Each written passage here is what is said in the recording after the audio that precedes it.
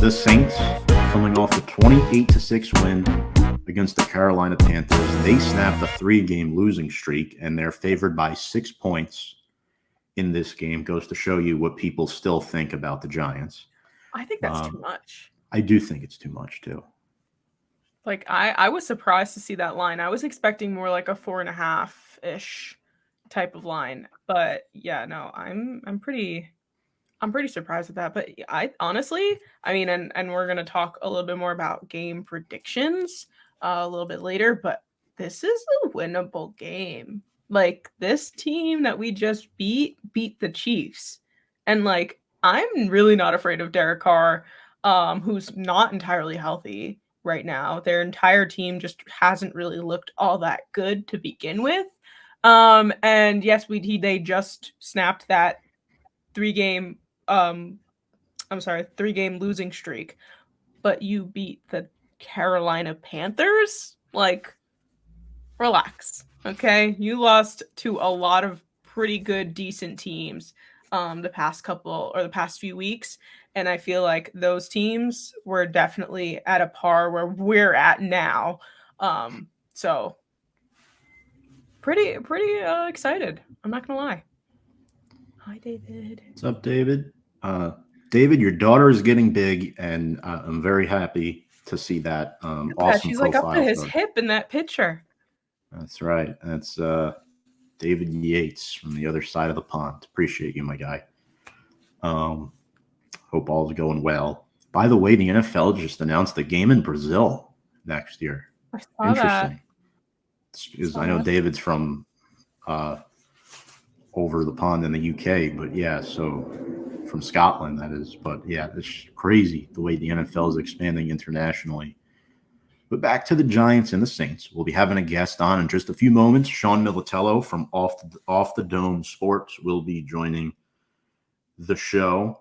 So I just want to say, Sam, the Giants historically have done well against the Saints, although New Orleans has won 3 out of the last 4 meetings. 2 years ago, I remember going on a podcast with 2 Saints fans, Connor Robinson and Michael Balco, who are friends with Sean, I believe.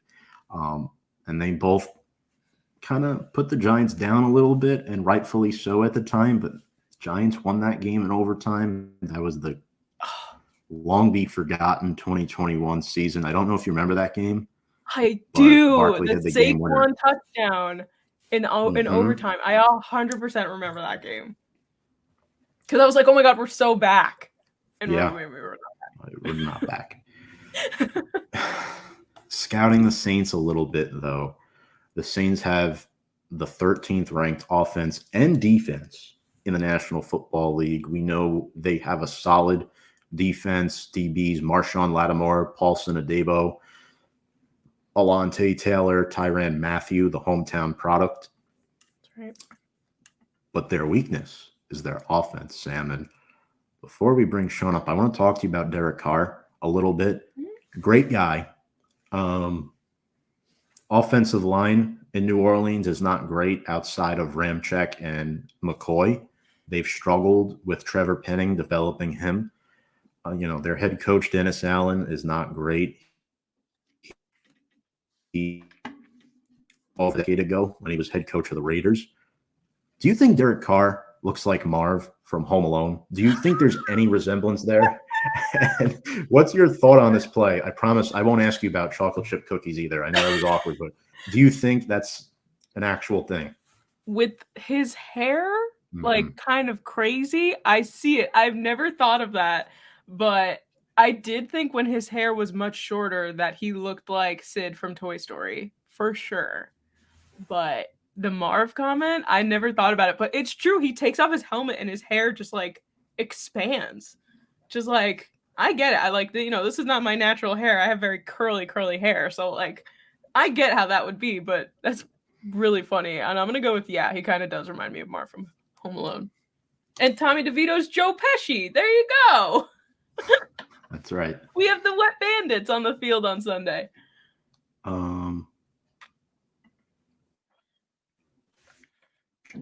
Joe Horn better keep his phone in his pocket. I remember that. Joe Horn pulled out his phone think that was back in the 90s or early 2000s.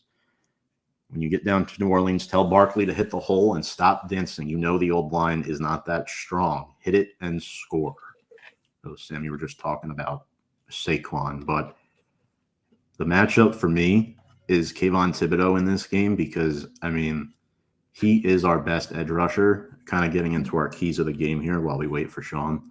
Having a couple laptop issues, but him going up against Ryan Ramczyk, who's highly regarded as one of the best tackles in the NFL, should be the matchup of the week. I know Eric McCoy is going to do well, too, against Dexter Lawrence, but if Thibodeau and Lawrence can't get pressure, Derek Carr is capable of throwing dots against this defense. He's very capable of doing it.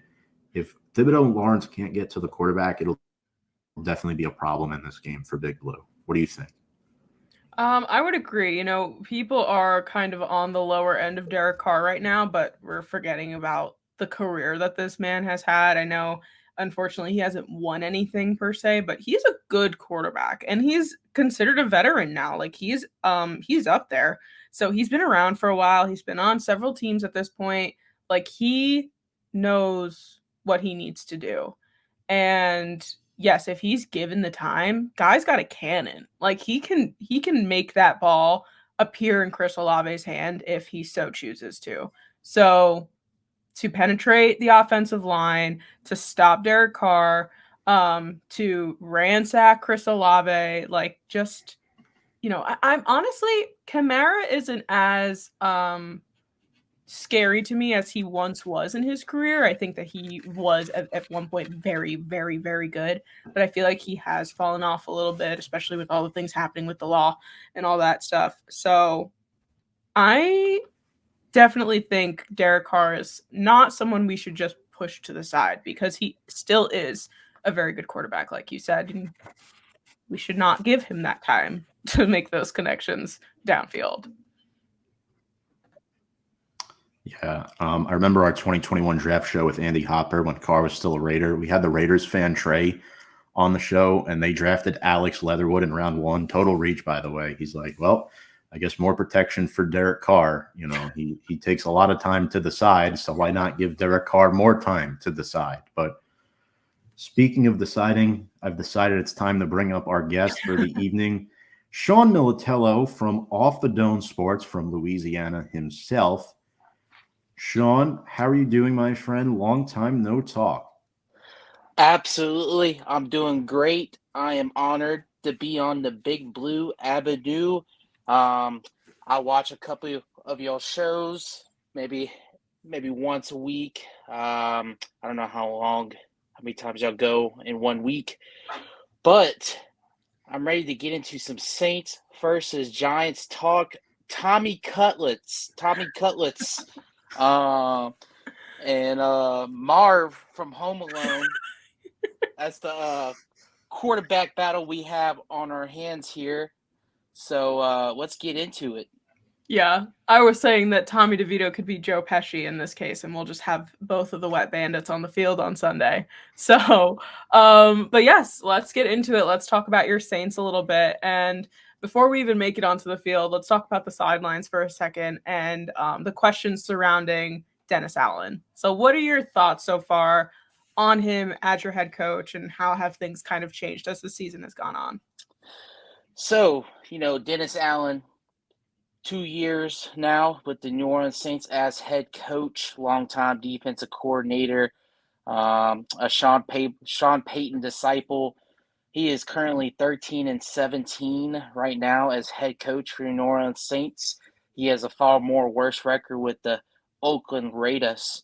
So far, the experience has been lackluster. I could tell you that the fans are frustrated. They hate Dennis Allen, to be honest with you. Going into it, when we first hired him, at the moment, I thought it was the right hire, I thought he could be like a poor man's Sean McDermott, be a successful defensive head coach in the league. There's not too many of those.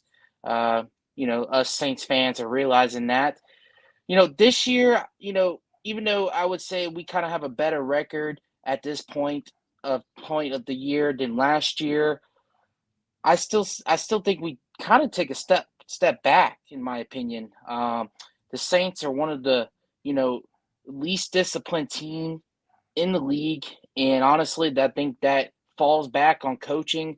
Um, his unwillingness to maybe move on from his offensive coordinator in Pete Carmichael. It seems like they're best buddies, so I guess he's never gonna let him go. So I mean, I call him Pistolless Pete Carmichael. You know what I'm saying? So I mean, it hasn't been great, but we're tied for first in the NFC South in the garbage NFC South. So I mean, I guess it could be worse. You know what I'm saying? Mm-hmm. So It could be worse, that's for it sure. it could be worse. Um, let's talk about your quarterback. We're just talking about Derek Carr. Um, always been a fan of his. I know he might be on the latter portion of his career right now. He's battling through, I think, some rib injuries this year, playing through in each of the last 3 games. What do you attribute that to, and how do you think the Carr experiment has gone this season? So as far as the injuries, I don't think Sure, it plays an impact on his play recently, but honestly, his play's been about the same throughout the entire season. The experience, has been disappointing, to be honest with you. I do also like Carr, and I loved the signing when it happened. I thought it was a perfect fit. Dennis Allen drafted him in Oakland, um, the year he got fired. So I mean, he's Dennis Allen's guy. He fights for him. To be honest with you, it's crazy to watch. He didn't do the same with Jameis Winston last year. Once Jameis Winston got hurt, he got benched. It's the difference here with Carr, and that obviously tells you that hey, that's his guy. He's gonna play no matter what if he feels like playing. So the Carr experience, it's I can't tell which person they hate the most, Saints fans. Derek Carr or Dennis Allen? I don't know. Maybe Derek Carr is Marv, and Dennis Allen is what Joe Pesci, like you were saying. So I mean, I wish it just could be better. At this point in time, I don't think it would hurt to maybe go to Jameis in this situation. Maybe let Carr get healthy, because at the end of the day, Carr is under contract for at least one more year. Because after 2024, we could cut him without incurring as much dead cap. Jameis Winston's a free agent next year. So, I mean, it's not like we're going to bring back Jameis.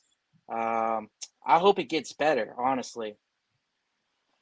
Yeah, definitely. I'm a big Jameis Winston fan. I've always liked watching him play, and I always feel like his talents are wasted as a backup. So that's interesting that even some fans are thinking because I mean, Carr had two concussions, right? So he's struggling a bit there. 2 concussions and 3 fracture ribs. Yeah, So, not ideal. but Saints fans, this generation of Saints fans grew up in the Sean Payton, Drew Brees era, so they're a little spoiled. You know, I got the experience right before that era with the Jim Haslett, the Aaron Brooks, the Joe Horn. I experienced about 3 years of that, so I know the struggle. My family has been season tickets holder since the very first game in Tulane Stadium back in 19, I believe, 67. So I mean, we've been Saints fans all our lives, so we've been through the struggle. I know the struggle. So the fact that we're sitting here 6-7, we don't even know what real struggling is. So I think Derek Carr does get compared to Drew Brees a lot, and I think that's unfair for Derek Carr, Mhm. because to me, Drew Brees, I think the most logical to explain Drew Brees, he's the top 10 quarterback of all time. I say he's top 5. might be a little biased there. But, I think it's an unfair comparison, and they're used to seeing elite quarterback play, and that simply hasn't happened since 2020. I mean, you look at it, Jameis Winston, great start, but got hurt, had to go to Trevor Siemian. Taysom Hill, which Taysom Hill has a winning record as a starting quarterback. They don't want to play him. They don't want to play him. And then we went to Jameis Winston again, and then Andy Dalton, now Derek Carr. I mean, the struggle is kind of real, but it's not as bad as it could be, So, we'll see what happens.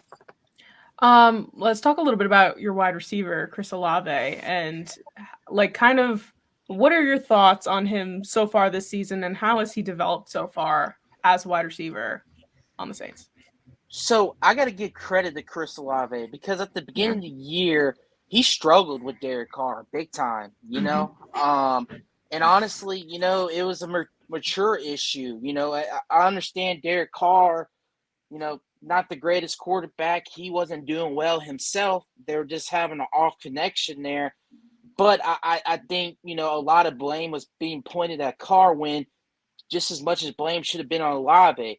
And it's amazing to watch because Olave has matured as a player and as a person because, he just got arrested for a DUI. He's been great ever since, I guess, after the first 4 weeks. He's about to pass his targets than last year as well as completions. I think he leads all 2022 NFL draft wide receivers in that draft class in receiving yards. So I clearly think he's the best wide receiver out of that draft class, and I think he's a great building piece for the future.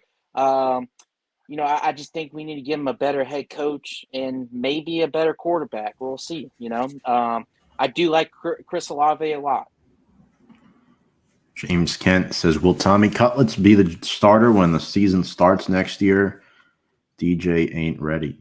I think it could go either way. It could be if DJ's not ready or if DJ's not QB1 material. I think it could go either way. I got to go with Tommy Cutlets, man. Yeah. Tommy Cutlets.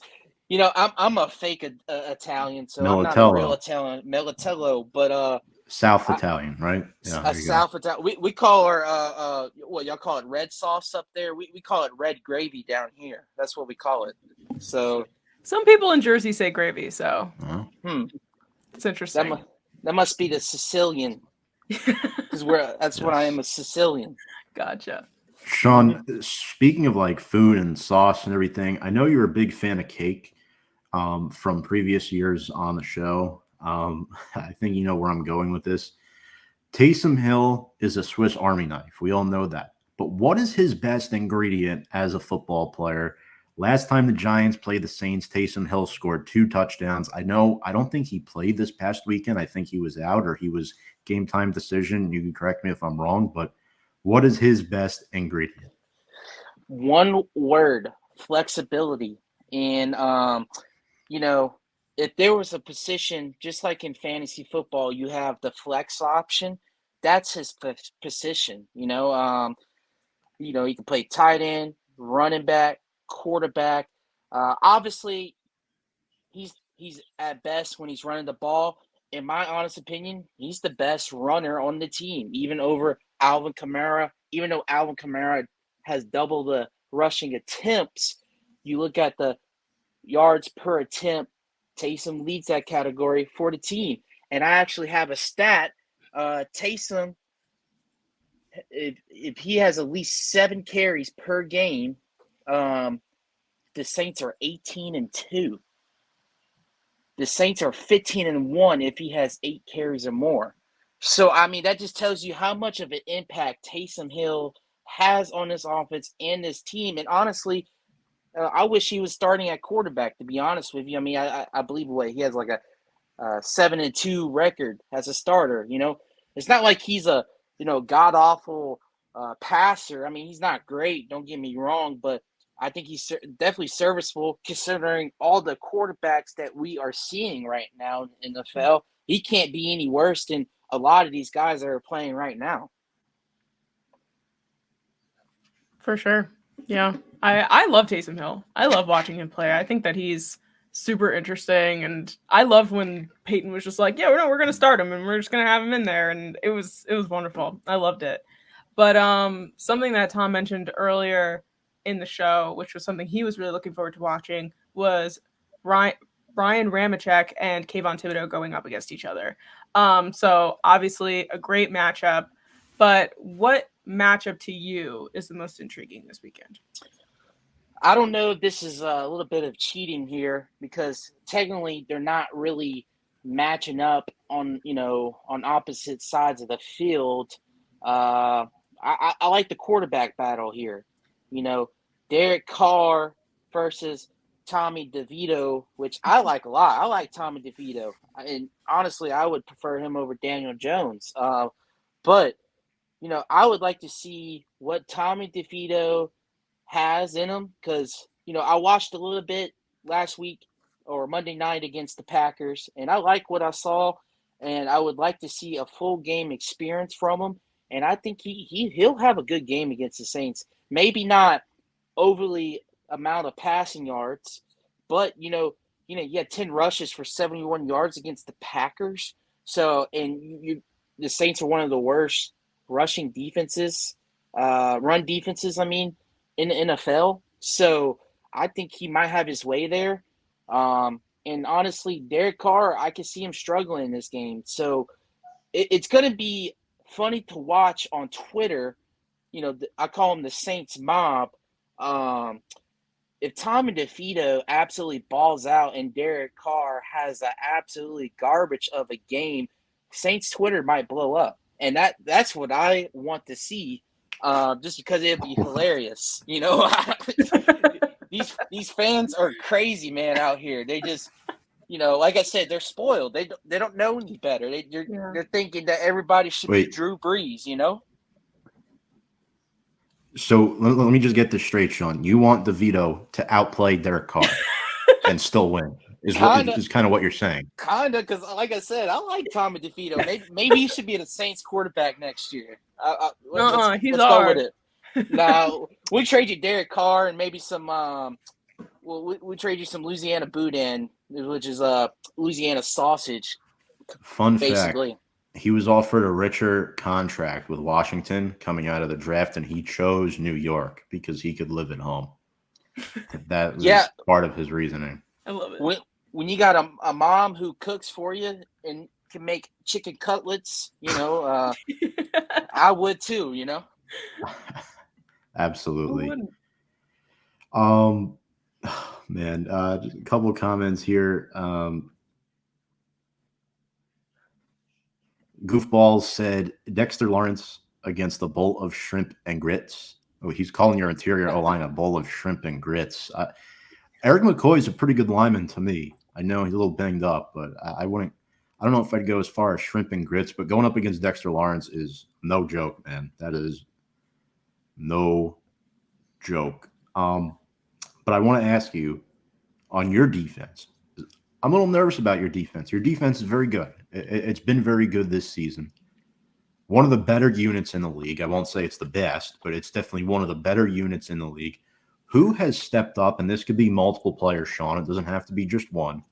Who has stepped up this year? Anyone in particular? I've seen a lot of good things from several different players, but we want to hear from you. So at the beginning of the year, if you would have asked me at the beginning of the year, maybe the first 4 weeks, I would say Carl Granderson. That contract extension we just gave him kind of backs that up. But as the season went on, there's no doubt about it that Paulson Adebo is the defensive MVP this year, in my honest opinion, especially when Marshawn has been down due to injury. He has been elite. I'm not saying he could be this elite for years to come. I hope so. But, he has been great. And honestly, I think it's because Marshawn has been hurt, so he's been moved up to that cornerback number 1 role. So I think he plays better that way. So I don't know why. You're going up against, number 1 wide receivers. So, and Isaac I can't pronounce his last name. Isaac Yudum. Yadam. Yadam. He was ours, by the way. Just want to I say know. he was garbage.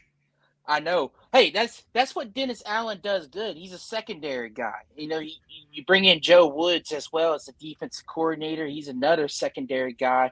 They work their magic with the secondary, but we lose Ryan Nielsen, so that's why our rushing defense run defense has been lackluster. But like I said, Paulson Adebo, I got a stat here. 345 cover snaps without allowing a touchdown this season.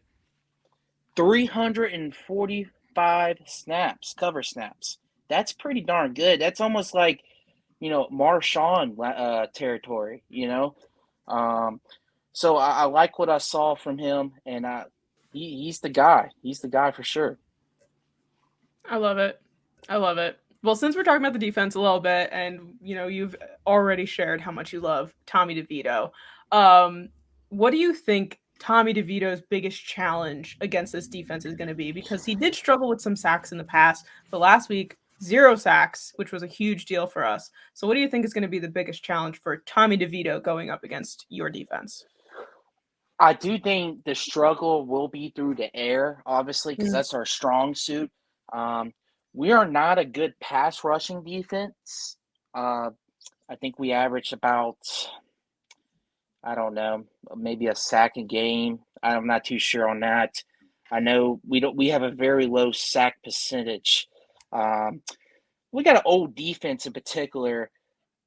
I don't think Tommy has the weapons wide receiver wise. I like what Wandell's doing. I really like him. I picked him up in fantasy. Hopefully he does me well in the playoffs. I'm not going to start him just yet. I want to see what he does against the Saints. But I think he's going to struggle through the air. But what he's going to do well in, and if you go back to Saints versus Jaguars, Trevor Lawrence did well against us. A couple other quarterbacks, Josh Dobbs did good against us on the ground. We struggle against scrambling quarterbacks, and I never took Tommy DeVito to be a scrambling quarterback. But you look back what he did against the Packers. He could very much do that against the Saints. And if they use Saquon to his best ability on the ground, he could have a big game. And if that happens, then that will open up the pass. So that will be the key for the Giants. Get Saquon going on the ground, open up the pass for DeVito, maybe get Wandell in space to make some plays happen. And if you get in the red zone, toss it up to Hodges. That's his name. He just had that red zone touchdown against the Packers. Nice catch. So, yeah, I think those are kind of the keys to the game. Fantasy wise, since I do a fantasy podcast with the 3-man weave, no crying in fantasy, that's what we call it. I would pick Tommy DeVito to have a better fantasy output than Derek Carr. So, I think he's maybe a sneaky little waiver wire play, depending who you have at quarterback. You never know. You pretty much just said it. Like, DeVito's going to outplay Carr in this game, but you still want the Saints to win, of course. But you're rooting for DeVito to do better than Carr, is also what you're saying. I think it's a win-win. I think if we lose, if we lose, we hire that draft stock and we'll draft Jaden Daniels. But if we win, LSU, exactly, LSU. Hey, and who developed him, Sean? Who developed him after transferring in from Arizona State? Brian Kelly. That's right. Mike Denbrock. Brian Kelly. A great ingredient, by the way. I was about to say they found all the ingredients, made the perfect cake in the Heisman Award winner. But yeah, Tommy DeVito, maybe a possibly big game. You're talking about all this. Steal a player from the Giants, if you could. Just rip them up, throw them in the bin, and bring them down to New Orleans, put them on the Saints. Who are you stealing from the Giants? Honestly, and I don't know if you guys would really think who I'm thinking. I would say Tommy DeVito, but I'm not gonna go there. I'm not gonna go there. But honestly, give me Cordell Flott, man. Cordell Flott, LSU boy. Has he been covering the slot for y'all? That's his main area. That at least at LSU it was. I think he would fit in well with our secondary. We need a true slot guy. Alante Taylor has been struggling this year. He had been bumped up to the outside again with Marshawn out since Paulson and Debo had to go up. But Alante Taylor in the slot this year, when he was in the slot, struggled. And I think Cordell Flott would be an excellent addition to our secondary. And he would do really well because, like I said, there's one thing Dennis Allen does well in coaching and discipline. It's that secondary, and that's why we have been one of the better secondaries in the league in the past, 5 or 6 years, ever since Dennis Allen came back to the Saints to be the defense coordinator. One last question before we go into some game predictions and players to watch. But the NFC South is one of the most interesting divisions, I think, right now. 3 of your teams are all 6-7, apart from the Panthers, which I think at this point we can just kind of throw them in the trash. But with such a close division between 3 different teams, who do you think is going to come out on top of this catastrophic division? I'm thinking the Buccaneers, and Okay. I like what I see out of Baker a lot, and he's found a good connection with Mike Evans, and Chris Godwin, which isn't hard to do because they're excellent wide receivers. But I was expecting the struggle at some point this season, and I don't think I've really seen him struggle once this year. He's gotten Rashard White involved in the receiving game as well. Cade Otton is a underrated tight end. They probably got one of the better offensive lines in the NFC South. Their defense is lackluster, which is kind of surprising considering, they got a defensive head coach in Todd Bowles. But, you look out how they played against Atlanta and how they played against the Saints. They have been the better team against both of them, both of the Saints and the Falcons. So if I had to guess right now, I would say the Buccaneers would come up top. And I hate to say that, I really do. But even after Tom left, I've developed more of a hatred for the Buccaneers. But it lessened when Tom retired. But maybe I'll hate them a little bit more if they make the playoffs. I will say this season, not throughout their career, but this season, the Bucs have the best quarterback in that division, in Baker Mayfield, which is ironic. I'm a big Baker Mayfield fan. I've loved him since his Oklahoma days, so I'm loving what he's been doing this past season. Carr's better long term, but this season, we're judging based on this season. Yeah. I would have to lean Baker here, partially because of who he has at receiver in Evans and Godwin.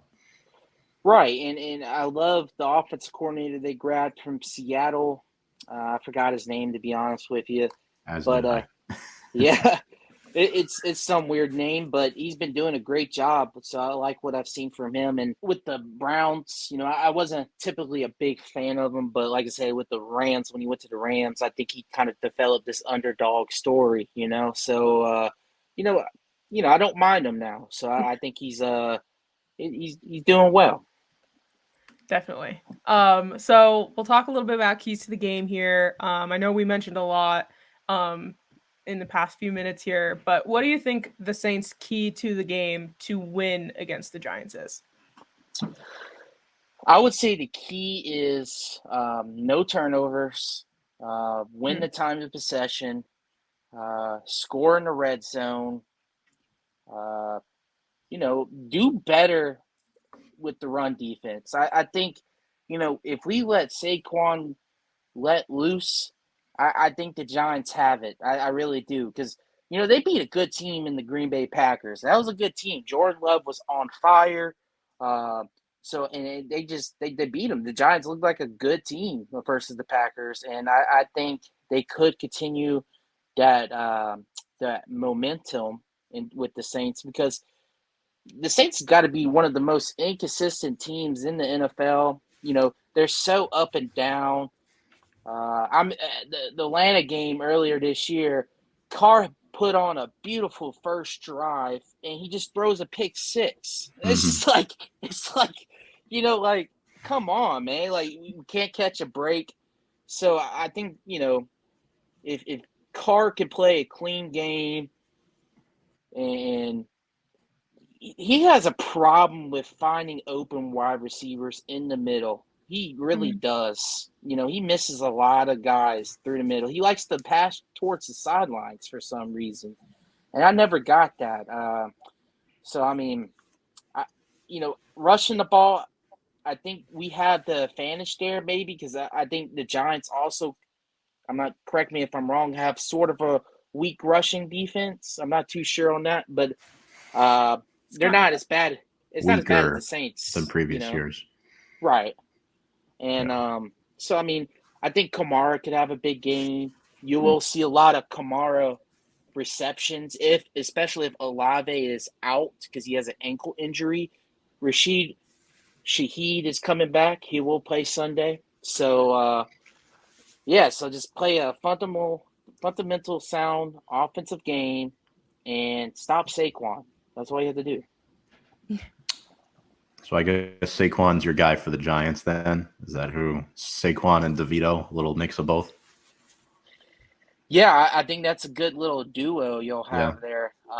Maybe that's the duo of the future, Sam, what about you here on this one? A couple guys from the Saints, a couple guys from the Giants. Who is catching your eye? I would say on the Saints for sure. I love watching Cam Jordan play. I think that he is going to be somebody that we gotta keep an eye out for, especially since we need to give Tommy the time. We need to, give receivers, Saquon, everybody needs more than enough time to do what we need to do.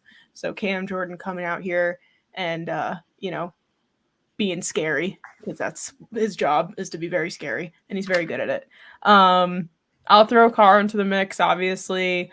More on like a health watch, seeing how he's doing on the field in terms of his injuries and so on. And then like literally anybody that's going to be down the field. I mean, they've been dealing with injuries all season long, which is who's coming in, who's been injured, so on and so forth. So anybody that's going to be connecting with Derek Carr down the field, and always got to shout out Cam Jordan.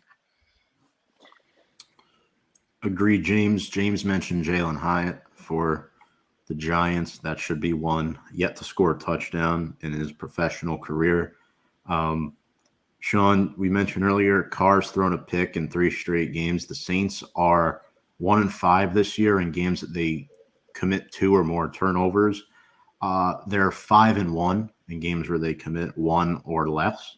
So I think that's definitely one key for Derek Carr as far as watching him. But for me, Alvin Kamara is one of those guys. I mean, him and Taysom Hill both running the football. Taysom Hill had 2 touchdowns against the Giants a couple years back. Kamara had 129 yards against the Giants in 2021. Again, much different team. I remember that. The Giants' run defense, unfortunately, the Giants' run defense is much better on the second level rather than the first. Outside of Dexter, they struggle. You take him off the field, you throw in the rookies. Jordan Riley, second year, he's technically a rookie, he didn't play much last year. DJ Davidson, those 2 guys, they sort of struggle against the run right now. Davidson more than Riley.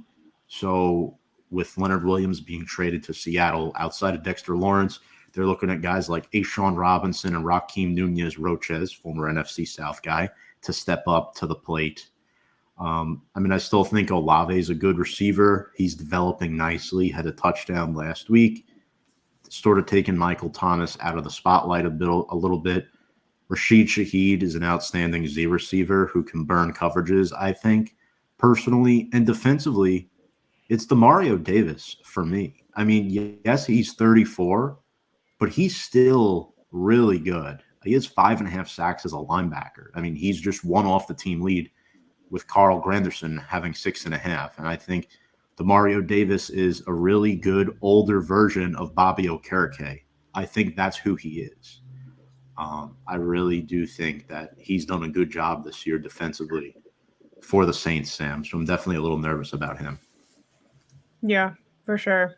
I realized I didn't mention any Giants players, but I'll just say Tommy DeVito. Make it short and sweet. Tommy Cutlets. Yep. Little more seasoning for me on the defensive end. I want to mention Xavier McKinney, and here's why, guys. And fans, you want to comment in the comment section about this? I'm all for it. McKinney has played like one of the best safeties in the league the last few weeks. Had the best PFF grade this past week among safeties in the NFL, 90.9 in coverage. He's the 7th-ranked safety in the league this year, according to PFF, and I think that's part of the reason why Pinnock has played really well, Sam, on that back line. Pinnock just collected his 2nd pick of the season. And then, Sean, I'm sure you saw it as a neutral on Monday Night Football.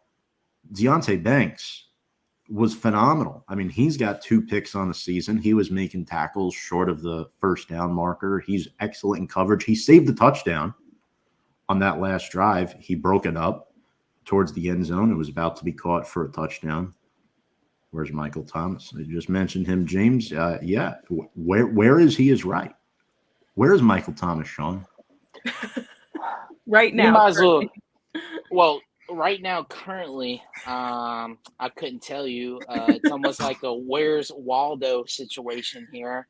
You mentioned Deonte Banks out of Maryland. Like the pick, by the way. I think that would be a good matchup if Olave's healthy and ready to go. That would be an excellent matchup. The Giants, if I read this correctly, have been averaging 4 turnovers a game in the last 3 games. Yeah. So, and I like the stat you brought up, Thomas, that the Saints are 5-1 when they commit 1 or less turnovers, and they're 1-5 when they commit 2 or more turnovers. We've been averaging about almost 2 turnovers a game in the last 3.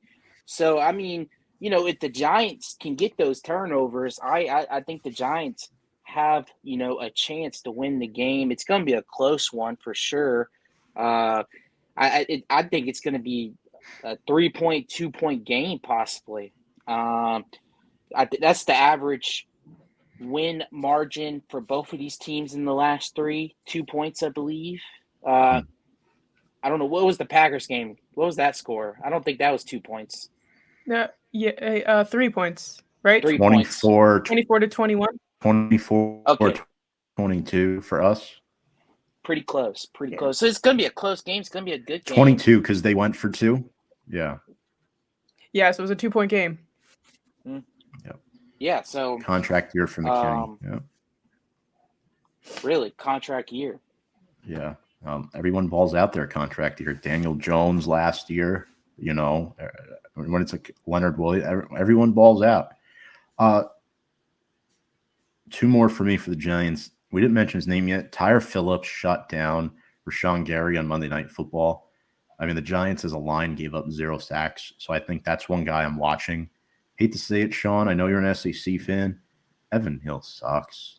Really? He's so horrible. Bad. He's horrible. And he's out, dude. And he out for injury right now? Mm-hmm. He's just lost out there. Phillips, I believe he went to Mississippi State or A&M, one or the other. I get confused with the color scheme, but he's so much better.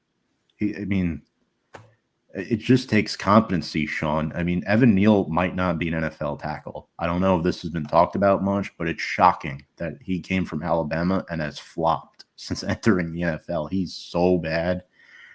But yeah, it's almost like Trevor Penning. It's the same situation here. I would argue he's worse. He's worse than Trevor Penning. He's worse. He's worse. I've seen Trevor Penning. Evan Neal's worse. Wow. Yeah. I think the Giants, they lead the NFL in most sacks given up this year, per game. Is that correct? Absolutely. Yes. Yes, I believe so. And then let's get into our player predictions. I will say, Sean, I'm a big Isaiah Foskey fan. Sucks that he's dealing with that quad injury. You just could really use him. We could. Kendry Miller did not practice. Any notable injuries for you guys this week? And we'll get your score prediction here. Final score prediction. Who wins? The only injuries, like I've been mentioning, is just Olave. He has an ankle injury. I assume that he plays. I think he's listed as questionable. Like I said earlier, Shaheed's going to play, so he's in. I expect Taysom to play. So as far as that, those are the only injuries I've been seeing. Score prediction. I'm going to go with give me 27-24. I think the Giants going to win. It's going to be a close game. It's going to come down to the wire. I think y'all got Randy Bullock as y'all's kicker. He's going to kick the game-winning field goal, and that's what's going to happen.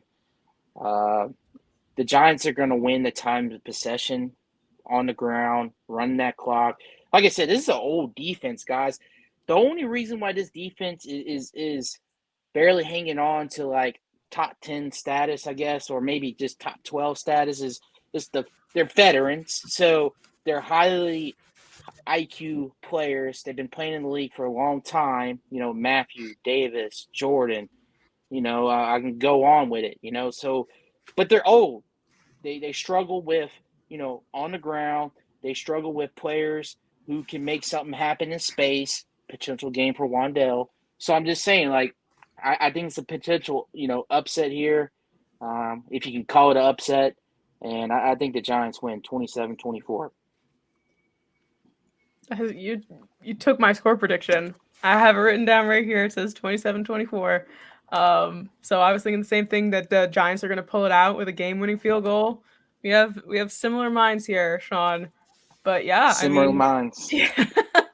But yeah, no, I mean, I agree with what you were saying, and I do think it's going to be a lot closer. We were talking earlier in the show how the line is 6, and I think that that's way too much. So, Wait a minute, it's at 6 points, the line? Saints in favor to the Saints? Mm-hmm. Nah, that's I would definitely bet the +6 on there. That's too far. Yeah. Yeah, that's I thought so too. I was thinking more of like a 4.5 line, possibly. But yeah, so that's gonna be my score prediction as well. 27-24, nice close game. For sure. Love that you're both in agreement there. Full participation in practice. Paris Campbell, James, hate to say it. Nobody cares about Paris Campbell. It was a low risk signing. Appreciate the comment, James, but oh man, Paris Campbell's been so bad this year. Granted, the whole offense has not been good, but he has not helped his case trying to get yards after the catch and dropping passes. But Sean, you're the first guest this season that has gone against your team as far as game predictions. Every guest of another team that we've had has picked their team. So props to you for believing in us, because most people don't. Look, I don't want to make it a clean sweep for the Giants. But in this case, Sean, I still think you guys have a shot at winning the NFC South. I do. It may look far-fetched a little bit right now, but I have the Giants winning here as well. I have a little bit lower scoring. I mean, both of you picked the game prediction from 2 years ago. I would love that if it happens. But, yeah, Tommy DeVito, Derek Carr don't exactly light up the score sheet right now. I'm going to go Giants 21, Saints 17. Wow. That's my final score prediction. I have Giants winning by 4. I think Kayvon Thibodeau gets a sack or 2 in this game. I'm really excited to see how the Giants defense can defend Chris Olave and Juwan Johnson over the middle of the field. Those intermediate routes, definitely a concern of mine. James all went 21-17. Look at that. Appreciate you, James, for all the comments tonight. Goofballs as well. You guys were great. Sean, you were great too. Why don't you plug yourself? Any final thoughts here before we let you sign off?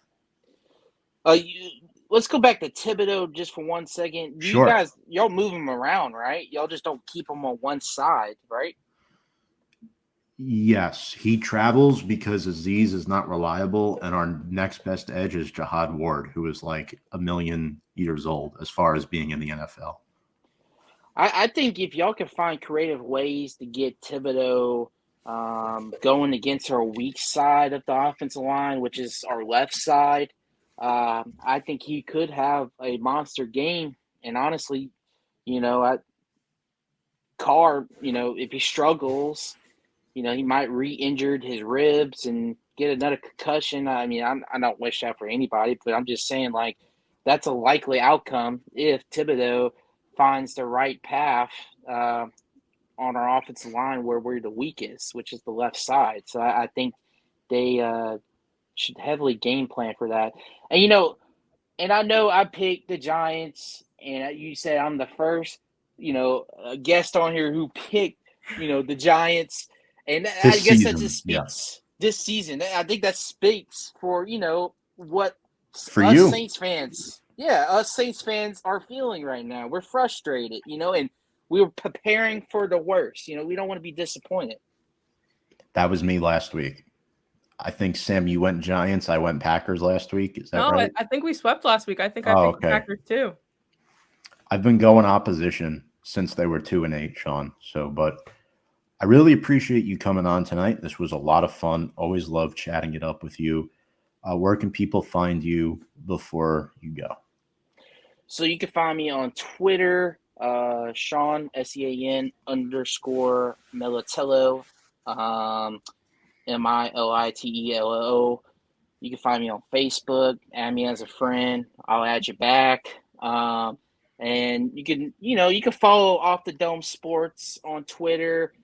I've been inactive for a while now, but eventually I'll get back into the game. I've been on the fantasy podcast as a co-host, so just been chilling and doing that. But eventually I'll get back to Off the Dome Sports. But I appreciate you guys for having me on, and sorry for the video and audio. I had to use my phone. I don't know what's going on with my computer. It wouldn't let me use StreamYard, but I'm glad it is still turned out great. So yeah, I appreciate you guys for having me.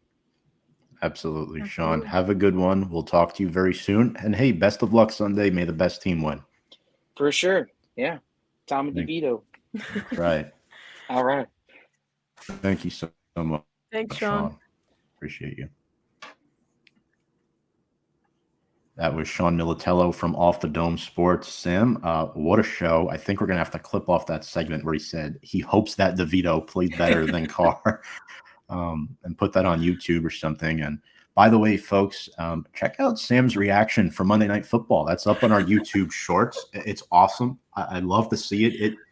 Sam, it almost went viral. I mean, it's a highly popular video right now. So it's pretty funny though, because I posted it on my TikTok as well and it didn't do as well. So just goes to show it's all about platforms and everything. But yeah, it's funny. It's just me freaking out.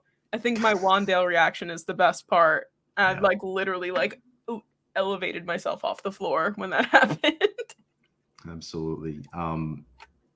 Sam, this has been great. Looking forward to Sunday against the Saints. Folks, if you want to follow Sam and I for our Giants content, we're at Big Blue Avenue, Instagram, Twitter, and YouTube. Make sure to check us out and give us a follow. We will follow back. But yeah, without further ado, let's go Big Blue.